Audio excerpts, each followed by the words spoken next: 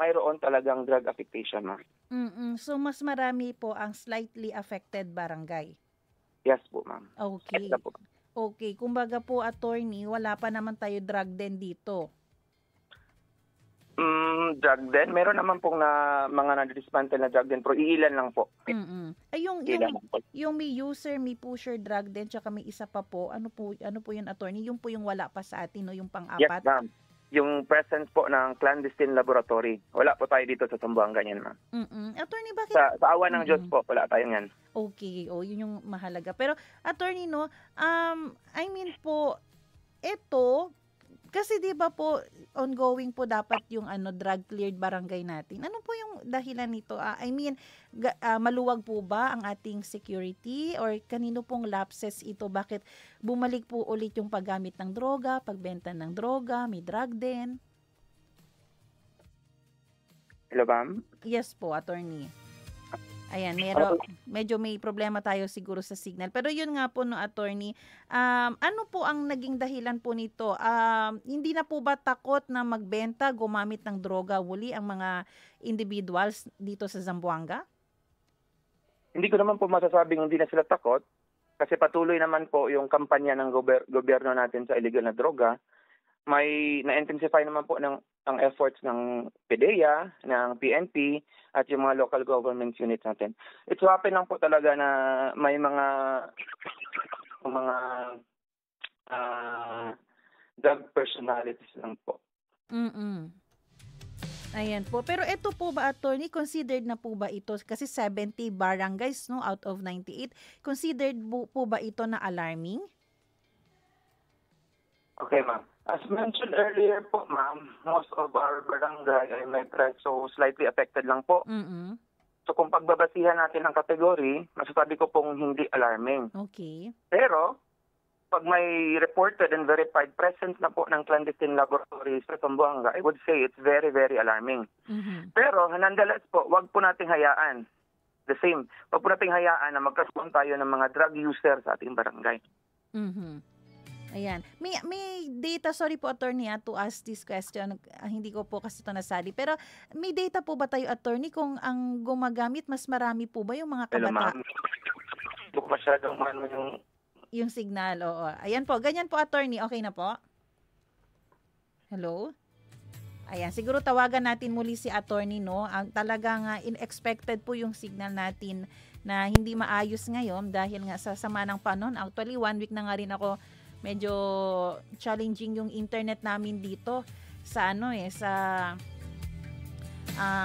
station. Kaya kung napapansin nyo po, medyo late tayo minsan nakakapasok sa ating program. Pero yun nga, no, ayun, 70 barangays po ang affected.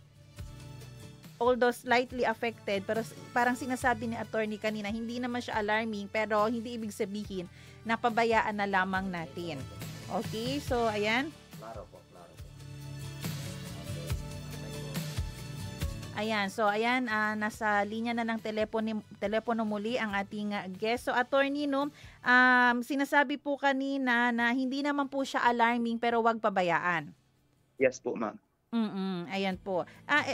Yung next ko pong question, ano po sa datos natin kung meron po kayo, attorney, mas marami po bang mga youth ang gumagamit or anong sector po ang mas maraming gumagamit?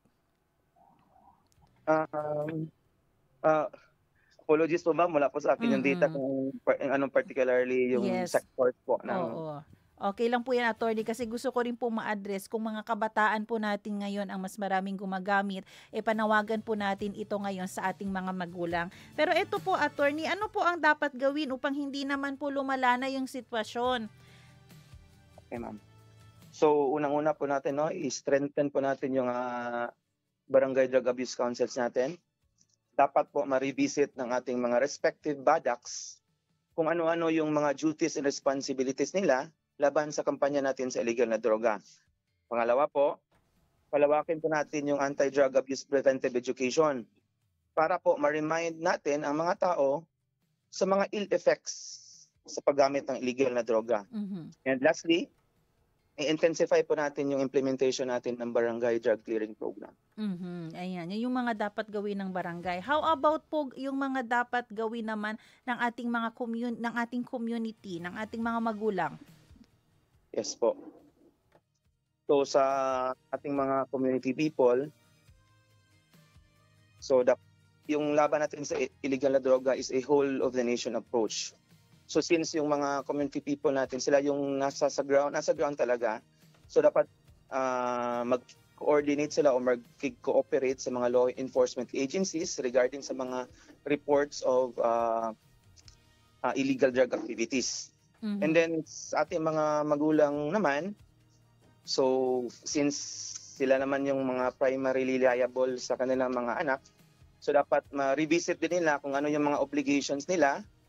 Dapat mag-guide nila yung mga bata, yung mga anak nila para po hindi sila malulong sa itong bisyo na to. Attorney, may ano po ba kayo parang tips na dapat bantayan ng mga magulang? Parang senyales po kung nagdodroga na ba ang kanilang anak. Ano po yung mga senyales na dapat nilang bantayan? Siguro po, no? Kapag yung mga anak natin ay, for example, hindi na po sila umuwi sa bahay sa saktong oras, yung late at nights na, nagiinom na, tapos parang nagbabarkada na. So, yun siguro yung mga tingnan natin.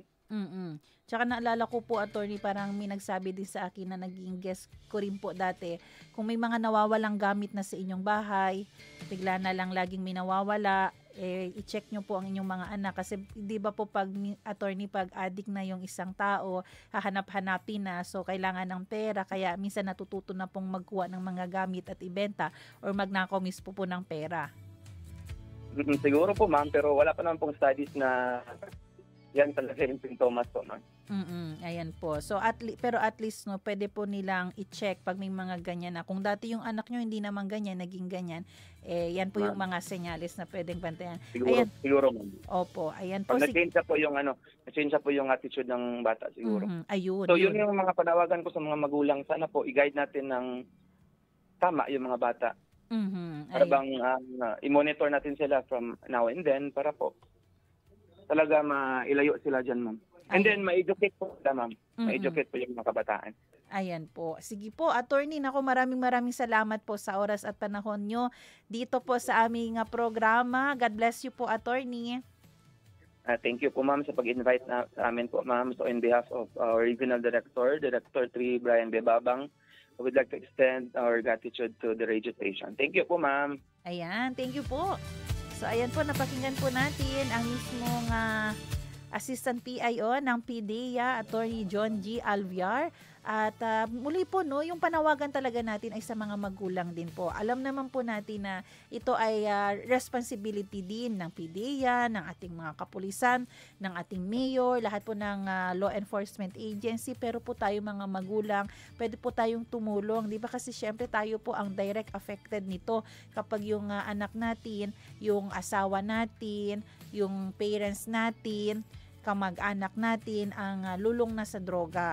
So, tayo po ang maapektuhan yan. Alam nyo naman po ang partner niyan.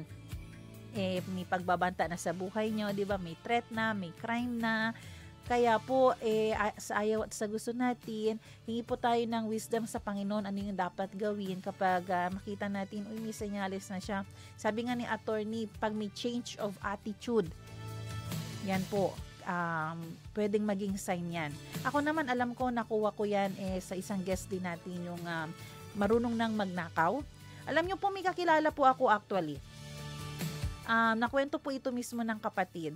Dahil nga yung kapatid niya na lalaki ay lulong sa droga. Alam nyo po ba, nung namatay yung mama nila, yung bahay po nila ng mama niya, tinanggal niya po mga atip, yung bintana, yung natira na lang po yung wall, yung concrete wall. Alam nyo anong ginawa? Binili po. At nakailang ni-report na rin po nila yung kanilang kapatid. Pero yun yung sinasabi natin. Natututong magnakaw, mag-destroy ng something para makaproduce ng pera at may mabili. Kasi nga may addiction na. Pero bukod po doon sa shallow na nakikita natin, dapat po malaman din natin saan siya nanggagaling.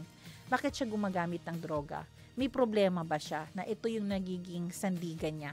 Baka dapat yun din ang ating ma-solve, ma-address na issue. Kasi po may mga situation po talaga na yung isang youth, yung isang bata, or yung isang tao gumagamit ng droga kasi may pinagdadaanan. So bukod doon na kailangan siya ma-rehabilitate, kailangan ma-address din po yung issue niya. No, yung emotion niya, yung naging experience niya, yung trauma niya. So yan po yung mga dapat din natin i-check. Huwag lang doon sa bigyan natin ng solusyon, ipakulong siya. Hindi ba kailangan po may mas malalim na dahilan bakit po siya gumagamit at kailangan yun mabigyan ng solusyon. Oras natin mga kaibigan, 8:09 ng umaga at syempre tuloy-tuloy din po ang ating mga balita, no? Ito po ang ating balita kahapon nga, no, muling binisita po ng ating alkalde. Mayor Kimer Olaso ang Barangay Sanggali at Lamisahan para po personal na makita ang ugat ng malawakang pagbaha sa tuwing may malalakas na ulan dito sa Zamboanga. Sa kabila nga ng masamang panahon, pumunta po doon ang ating alkalde kasama ang Sanggali Barangay Kagawa, Juhan Candido Habing at mismong chinek, no, lumusong doon sa baha at nakita nga, natuklasan na ang sanhi ng pagbaha ay ang pagsasara o pagtatabing sa mga natural na daluyan. Pag-close sa mga natural na daluyan ng tubig na nagdulot ng mga human activities o gawaing ng mga tao. Ito ang pangalawang inspeksyon na isinagawa ng ating alkalde sa lugar matapos unang lumubog sa baha ang malaking bahagi ng Sanggali kasama ang pangunahing kalsada noong October 30, 2025 dahil sa malakas na ulan pa rin mula po sa Intertropical Convergence Zone o ITCZ. So, ang pinakahuling inspeksyon na kinabilangan na rin ng katabing Barangay Lamisahan ay nagbigay linaw sa pangailangan ng agarang aksyon upang maibalik ang natural na daloy ng tubig at maiwasan ang muling pagbaha sa hinaharap.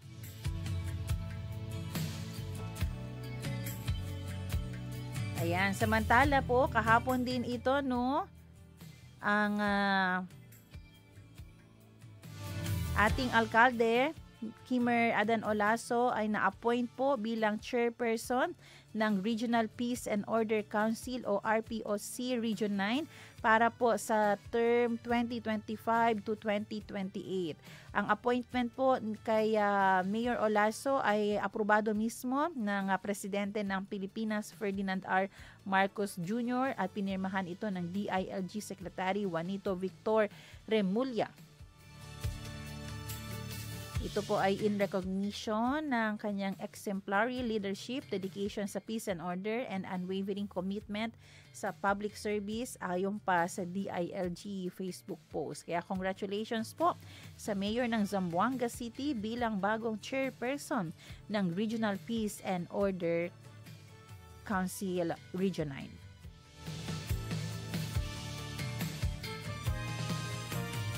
Samantala, alam niyo po ba na ang ating syudad ng Zamboanga ay nagpadala na rin po ng agarang tulong sa Cebu City at mga kalapit na lugar. Ito ay matapos nga ang naranasang matinding pagbaha sa lugar at kung saan kahapon ay mismong ininspeksyon at chinek, no, ng ating alkalde yung private wharf sa Baliwasan para ma-supervise nga yung mga donations na ikinakarga at inaayos na para ipadala sa Cebu.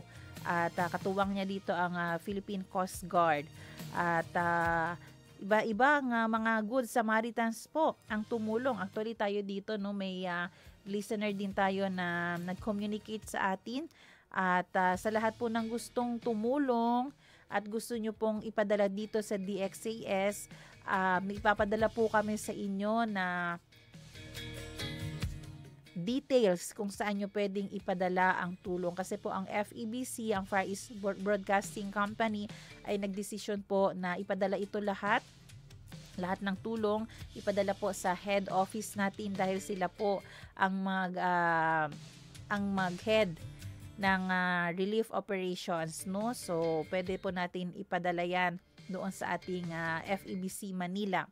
And announcement siguro, no, i-announce ko na lang din to dahil pinag-uusapan naman natin na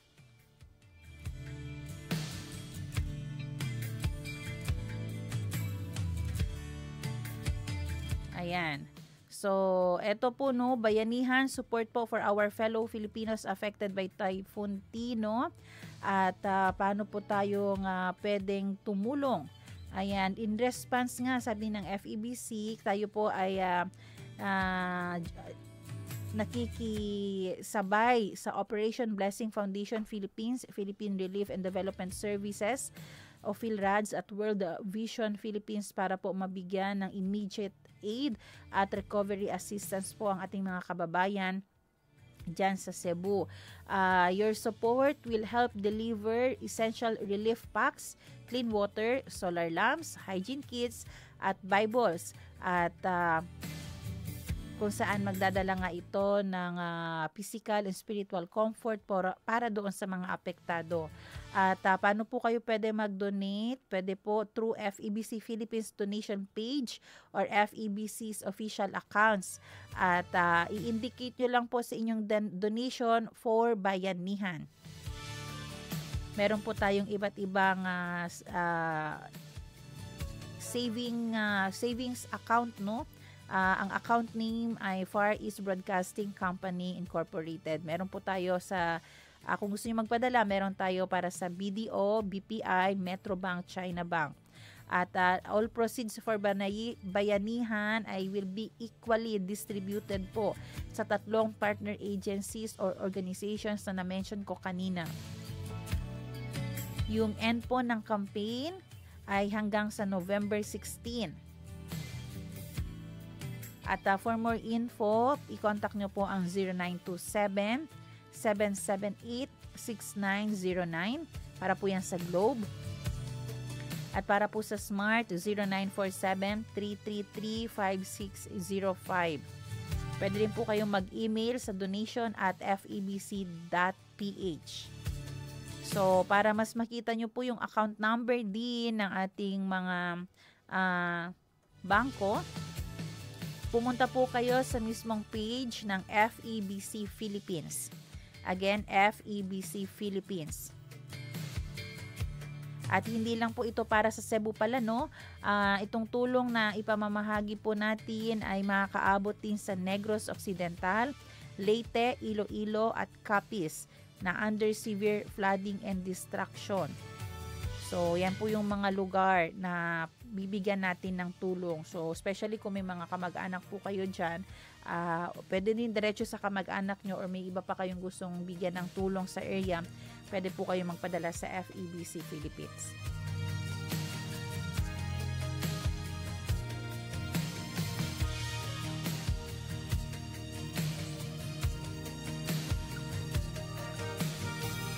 Ayan, sa huli, no, weather update tayo. Ayan, isang severe tropical storm na po ang bagyo sa labas ng Philippine Area of Responsibility. Ito po ay base, no, sa inalabas na bulletin ng Pag-asa ngayong araw na ito as of 5 a.m. Expected po na papasok sa Philippine Area of Responsibilities ang bagyo hating gabi o madaling araw po ng Sabado. Bukas po yan. So, mag-ingat po tayong lahat. Sa ngayon, ang pangalan ng bagyo na nasa labas ng PAR ay Fungwon. At kung papasok siya, ito ay tatawaging bagyong Uwan.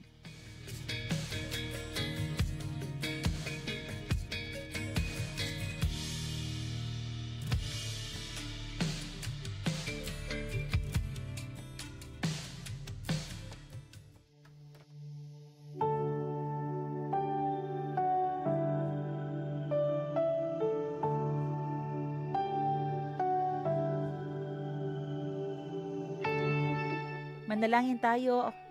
Our gracious and heavenly Father, Panginoon, maraming salamat po sa inyong kabutihan. Maraming salamat po, Panginoon, dahil kayo ang aming tunay na Diyos. Kayo po ang Diyos na kailanman ay hindi po kami iiwan. Ano man ang mangyari, ano man ang disaster na pwede naming maabutan, ano man po ang mga sakit na pwede naming maramdaman, kayo po ang nag-iisang hindi mag-iiwan sa amin. Lord, maraming salamat po dahil ano man ang mangyari, nandyan po kayo lagi. And we continue to pray, Lord, para po sa aming mga kababayan na severely affected po ng bagyo. Lord, may mga nawalan ng mahal sa buhay. Marami po ang nawalan ng bahay, nawalan ng kagamitan, nawalan ng properties. At yung iba sa kanila, Panginoon, baka nagkasakit pa po dahil matagal po tumambay, yung iba sa atip, sa labas ng bahay, walang masisilungan. Dagdag pa po dyan, Panginoon, may mga tao rin na hindi pa makabalik agad sa kanilang pagnenegosyo, sa kanilang trabaho, dahil nasira po ang lahat at hindi po nila alam kung saan po magsisimula. Panginoon, I pray na sa mga panahong ito, maramdaman po nila kayo. Maramdaman nila ang iyong pag-ibig. Maramdaman nila, Panginoon, na pwede pang mas may worse, pero hindi nyo inalaw. May worse na nangyari, pero hindi nyo rin pababayaan. Alam po namin, Panginoon, wala pong exempted sa mga pagsubok na pwede nyo i-allow. Ngunit alam din namin na ito po ang magpapatatag ng aming faith sa inyo. So I pray, Lord, na maging positive po kahit mahirap. Makita po sana nila ang goodness ninyo at makilala nila kayo ng lubusan. Mas maging close po sila sa inyo. Tawagin po nila ang iyong pangalan. At alam ko po ginagawa na po nila yan. Let it be, O God, na itong situation na ito, mas makilala po nila kayo. Lord, may paparating po na another na bagyo. At may balita po na mas malawak po ang sakop nito. Lord, ang Pilipinas po ay nasa inyong kamay. At sinosurrender na po namin ang aming mga buhay sa inyo. Wala na pong safe. Kahit saan kami pumunta, nasa kamay nyo na lang po talaga, Panginoon. Bigyan nyo po kami, Panginoon, ng mga lugar kung saan pwedeng magstay para ligtas po kami for the meantime kung papasok na po bukas ng hating gabi ang bagyo. Hindi na po namin pwede, Panginoon, matras yung mga flood control projects. Wala na po kaming chance doon. Talagang nakita namin pwede na po talaga, possible na po talaga ang mga pagbaha. Hindi lang pagbaha, talagang grabing baha. So I pray, Lord, ngayon pa lang, Lord, maging lesson po yung bagyong Tino na ngayon. Mas kailangan namin lahat mag-evacuate, pumunta sa lugar na mas safe. At kahit mawala man yung mga gamit, basta ang buhay ay ligtas po. Maraming salamat po, Panginoon. Ito po ang aming samot dalangin sa pangalan ni Jesus. Amen.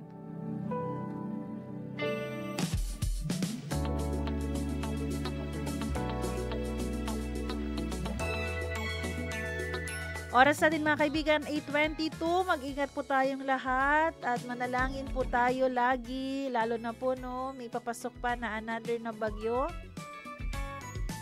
Lagi po natin ipag-pray ang ating kaligtasan, hindi lang physically, spiritually din. Maghanda po tayo at kung pwede, tayo na mismo mag-impose ng forced evacuation. Matuto po tayong lahat sa nangyari at laging tandaan, gamit po yan, gamit lang yan. Pwedeng bawiin, pwedeng makuha natin yan ulit. Mas importante po ang buhay. Ipag-pray po natin ang bawat isa at maraming salamat po sa lahat ng ating mga tagapakinig. Sa radyo man o sa Facebook, maraming salamat sa ating radio technician, Kuya Romel Paulino. Abangan nyo po ang susunod na programang Serbisyong OFW, Family Matters at Radyo 5 Man. Magkarinigan po tayo muli bukas alas 7 ng umaga. Ay, hindi pala bukas. Oo, next week. Ayan po, Monday. Monday to Friday, ako po si Sarah May Tulabing. Nagpapaalalang posible ang pagbangon at pagbabago. Tayo po ay maging bahagi ng solusyon ngayon. Pero shout out muna kay Ma'am Dang Estrada at sa lahat ng mga nauna dyan sa Ipil. Ayan, 2 hours lang nakuha nyo na yung travel Ayan po, ingat po kayo dyan. Shoutout po sa inyong lahat. At muli, tayo po ay maging bahagi ng solusyon ngayon. Sama-sama tayong umaksyon dahil oras na Zambasuta.